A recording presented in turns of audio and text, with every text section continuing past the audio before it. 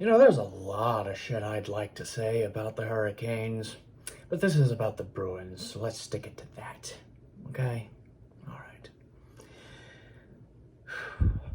Why in the hell did we start Jeremy Swayman for games 1 and 2? Why instead did we decide to start Ullmark? I see no reason why we started Ullmark for games 1 and 2.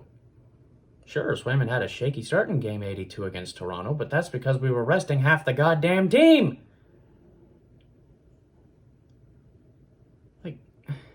I genuinely don't understand the thought process behind putting Ullmark in net instead of the hot hand in Swayman.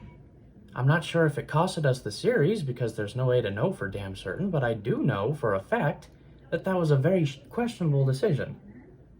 Now, that absolutely does not warrant Bruce Cassidy getting fired. That was an absolutely just chicken shit political move by Don Sweeney and Cam Neely to save their own asses. They're the ones that should be fired because they can't draft, and they most especially fail in free agency. They convince stars to take pay cuts so they can overpay for fourth liners because they don't know what the fuck they're doing. Sure, whenever they do draft well, it's a huge hit. But in the overwhelming majority of cases, when they draft, it's for a guy that either plays a couple games or not at all. The 2015 draft comes in mind. Sure, we drafted Jake DeBrusk and he's an everyday player. That was a good choice. I'm not going to criticize the Bruins for drafting a guy that is worth it.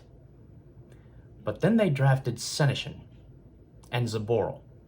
These two players only now, this year, made it to the big leagues. That is unacceptable drafting. Period. There's no excuse for it. None. The fact that Don Sweeney gets to keep his job while Bruce Cassidy gets his walking papers, in spite of everything that has happened in his tenure here, is disgraceful. It makes me want to stop being a Bruins fan. It's insulting.